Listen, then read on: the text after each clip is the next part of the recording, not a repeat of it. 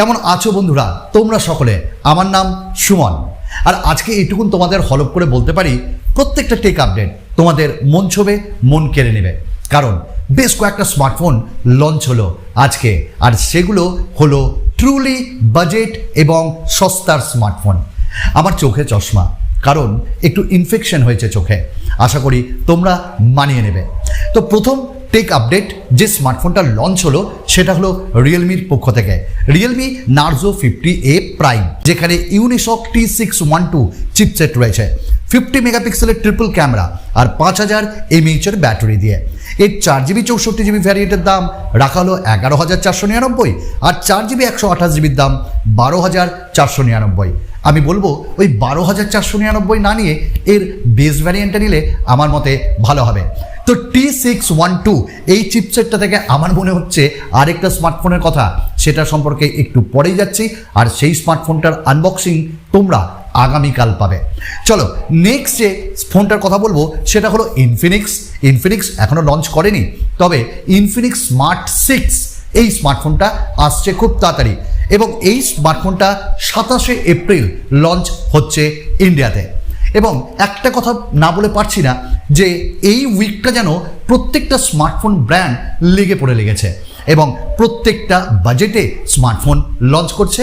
তো প্রথমেই বলি, এই যে ইনফিনিক্স স্মার্ট 6 এই স্মার্টফোনটিতে আমরা 6.6 ইঞ্চেসের একটা HD+ ডিসপ্লে পাবো, এবং যেখানে আমরা 540 নিটস ব্রাইটনেস পাবো, এবং যেখানে আমরা LPDDR4X র্যাম, ভার্চুয়াল র্যাম এবং একই সাথে মেগা স্টোরেজ পাবো।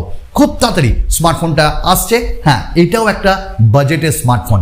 আমরা কথা বলবো one of the best smartphone আজকের দিনে, এটা একদম দারুণ কাজ করেছে মোটো, এবং যেটা রেডমি নোট 11কে একদম দাঁড়িয়ে হারাতে পারে। কেন?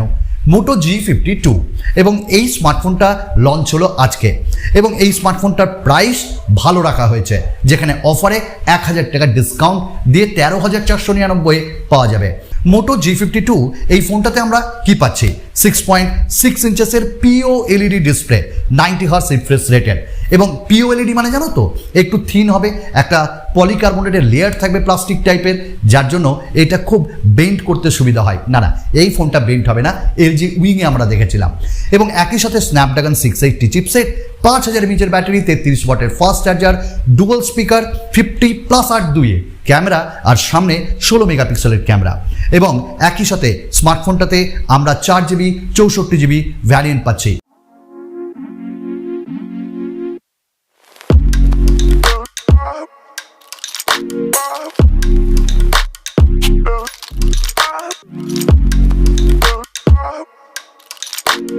চলো আমরা এবার একটু স্মার্টফোন থেকে স্মার্ট ওয়াচে আসি।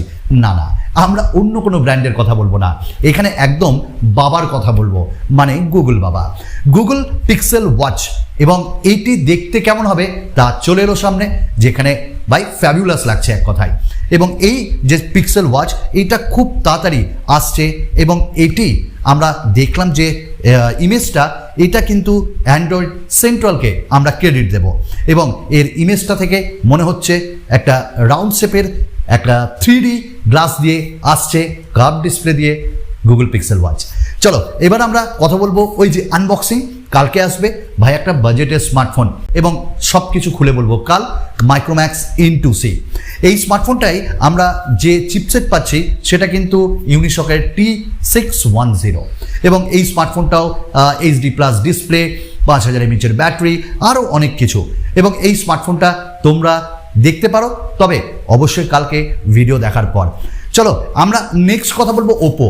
চুপিসারে চায়নাতে লঞ্চ করে দিল K সিরিজের K10 Pro, এবং এই স্মার্টফোনটিতে 6.62 ইঞ্চেসের E4 AMOLED ডিসপ্লে দেওয়া হয়েছে, সাথে 120 হার্টসের রিফ্রেশ রেট, আর থাকছে 1300 নিটসের পিক ব্রাইটনেস, স্ন্যাপড্রাগনের 888 এবং LPDDR5 UFS 3.1 storage type, 5000 mAh battery, 80 ওয়াটের ফাস্ট চার্জার, 50 মেগাপিক্সেল 8:2 ক্যামেরা, থাকছে 16 মেগাপিক্সেলের selfie, in display fingerprint scanner, এবং এইখানে অ্যান্ড্রয়েড 12 পাচ্ছি।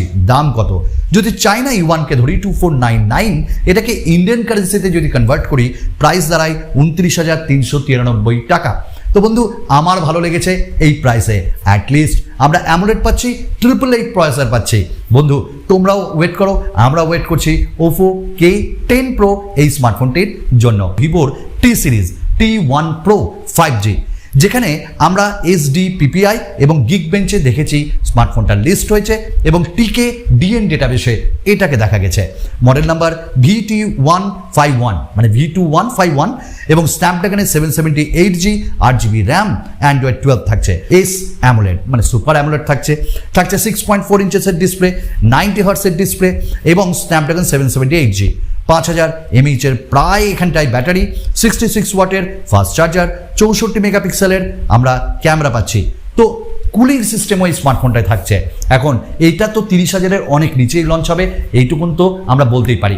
তো ভিভো T1 Pro একটা খতরনাক গেমিং স্মার্টফোন হতে চলেছে, এটা আমার মনে হয়। তো Xiaomi Note 12 সিরিজ, হ্যাঁ এটা অনেক জায়গায় লিক ফিক আসছে, তবে এখানটায় সব থেকে মন খারাপ করেছে, এখানে নাকি এইবার IPS ডিসপ্লে থাকবে, কোনো অ্যামোলেড না। কতটা সত্যি কতটা মিথ্যা এটা তো আমরা বিচার করার কেউ নাই, তবে এইরকমভাবে যদি আসে আমরা বলবো না, তাহলে আনতে হবে না আমাদের Note 12-কে।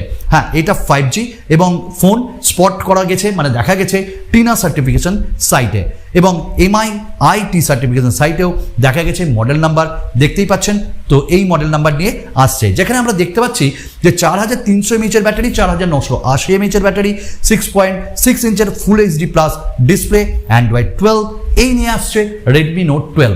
জানি না এই স্মার্টফোনটা যদি এইভাবে লঞ্চ হয় কত দামি করবে আর কতটা লোককে আনন্দ দেবে। আগামী দিনে আরও ভালো ভালো আনবক্সিং, রিভিউ এবং টেক রিভিউ নিয়ে আপনাদের সামনে টেক আপডেট নিয়ে হাজির হবে আপনাদের সুমন ভাই। সঙ্গে থাকুন, সাথে থাকুন, ধন্যবাদ।